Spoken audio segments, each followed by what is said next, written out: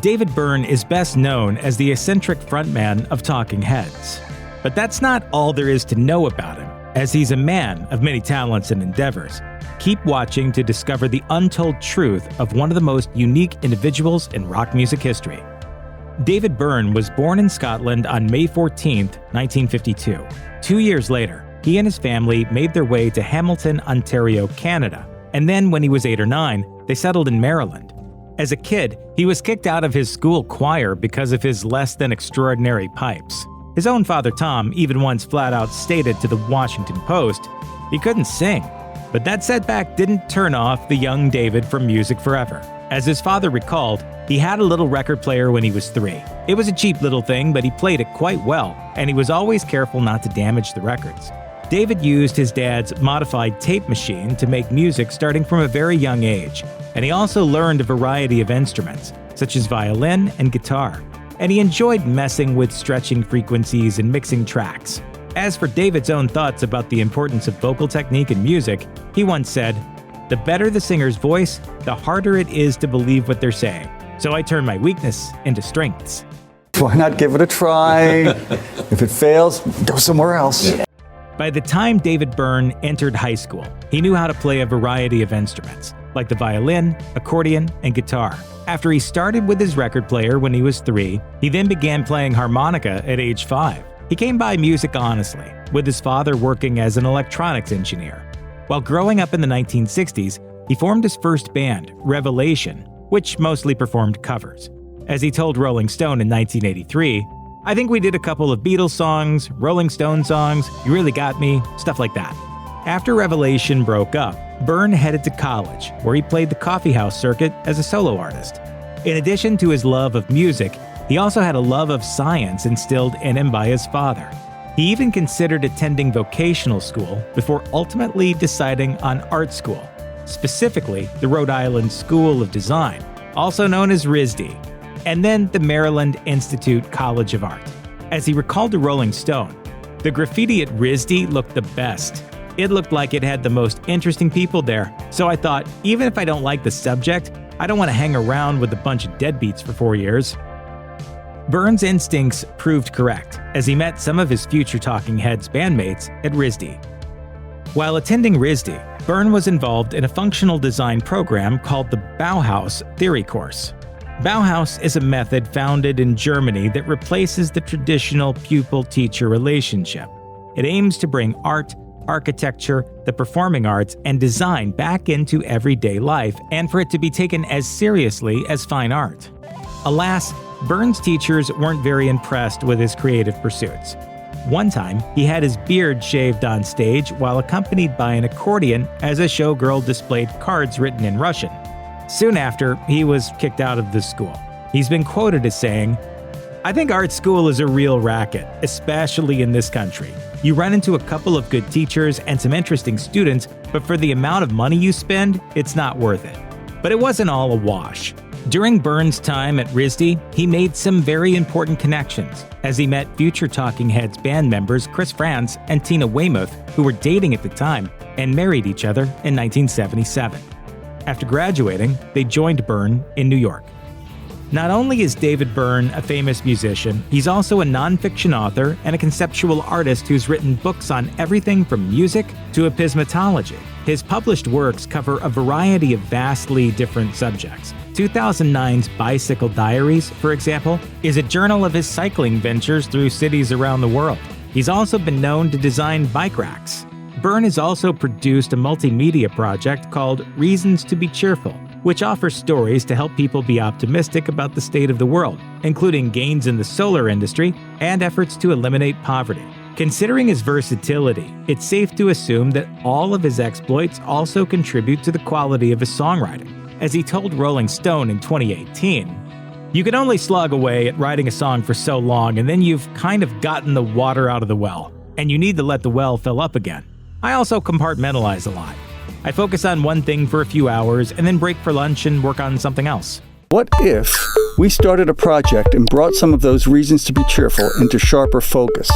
The 1977 Talking Heads song Psycho Killer was reportedly inspired by some of David Byrne's own personal experience. His temper and dishonest dealings caused plenty of consternation between him and his bandmates, particularly toward the end of their time together. He would bill himself as the sole creator of the band, which caused a rift between him and drummer Chris Frantz. As Frantz wrote in his 2020 memoir, Remain in Love, the more successful Talking Heads became, the more cold and dyspeptic David became.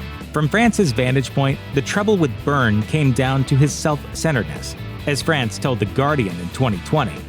It's like he can't help himself. His brain is wired in such a way that he doesn't know where he ends and other people begin. Since his Talking Heads days, though, Byrne has mellowed out and come to certain realizations. As he confessed to The Guardian in 2018, "I think I probably did not behave all that well all the time. Neither did the others. It was a very messy thing. But to hold on to that seems like, well, that was quite a while ago." He also made sure to note, "I can imagine I must at times have been a real pain in the ass to deal with." In May 1977, David Byrne made one of the most important connections of his life when he met Byrne and Eno at London's Rock Garden while Eno was with his friend and fellow musician, John Cale of the Velvet Underground. The Talking Heads were opening for the Ramones that day, and Eno invited Byrne back to his apartment to listen to music after the concert. What followed was a fruitful and lasting partnership, as Eno went on to produce 3 of the Talking Heads albums and 3 of Byrne's solo projects. Eno's first collaboration with the Heads resulted in their first top 40 hit, a cover of Al Green's Take Me to the River. But Byrne and Eno ran into some heat when they tried to claim sole writing credits on what is widely considered the Talking Heads' masterpiece album, 1980's Remain in Light. Decades later, Eno and Byrne reunited for their last collaboration, the 2008 album Everything That Happens Will Happen Today. As Byrne recalled to The Independent, "Eno gave me confidence in the studio to go in with nothing prepared." Considering his prolific and varied artistic pursuits, it should come as no surprise that Byrne has also tried his hand at filmmaking.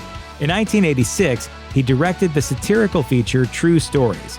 It starred the likes of John Goodman and Swoozie Kurtz, and it's just as weird as Byrne is. It's set in Virgil, Texas, and it focuses on a handful of characters who have all been the subject of tabloid news headlines.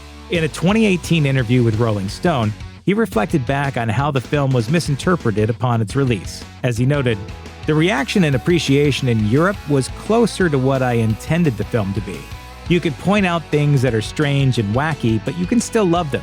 In the US, it was taken to be ironic and critical, a New Yorker looking down his nose at the simple, wacky people in the heartland, which is not what I intended." True Stories eventually became part of the prestigious Criterion collection of films in 2018. It would be Byrne's last time behind the camera for a feature, but it hasn't been his only contribution to the medium. He's also collaborated with acclaimed directors like Jonathan Demme, who directed the Talking Heads concert documentary Stop Making Sense, and Spike Lee, who directed American Utopia, which is a film version of Byrne's Broadway show of the same name. Outside of Talking Heads, Byrne is a prolific solo musician who has released records with younger artists who have upheld a tradition of artsy alternative rock. He was a backup singer for the Arcade Fire track Speaking in Tongues as part of the deluxe version of their 2010 album The Suburbs. And in 2012, he and Annie Clark, aka St. Vincent, released the collaborative album Love This Giant. Byrne has also demonstrated his appreciation for the younger generation through his cover work. In his Broadway show American Utopia, he performed the Janelle Monáe song Hell You Tom Bout, which is a protest anthem speaking out about police brutality against the black community. Monáe never officially released the song, but Byrne discovered it by watching a video of her performing it in 2015. As Byrne has said of the track, "Here was a protest song that doesn't hector or preach at us. It simply asks us to remember and acknowledge these lives that have been lost." Asked what she would think of a white man of a certain age singing this particular song. Monáe was flattered when Byrne approached her for permission to perform the song. As she told the Associated Press, "I was moved that he reached out and asked if he could include the song in his show. I thought that was so kind of him, and of course I said yes. The song's message and names mentioned need to be heard by every audience." If you've ever seen a picture of David Byrne performing, or have been lucky enough to catch a Talking Heads concert, then chances are you've seen him in his signature oversized suits. But if you're looking for an explanation for why he used to deck himself out in such a fashion, don't expect to find one anytime soon.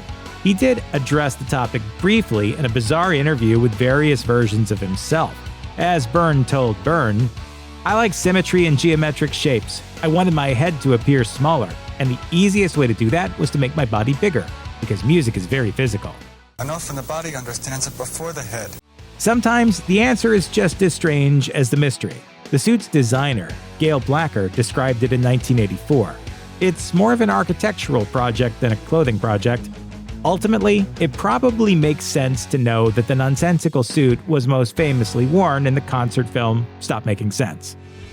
One of the most recent wacky and political Broadway musicals is the brainchild of David Byrne, known as American Utopia. It originally opened for a limited run in October 2019, and it was met with positive reviews.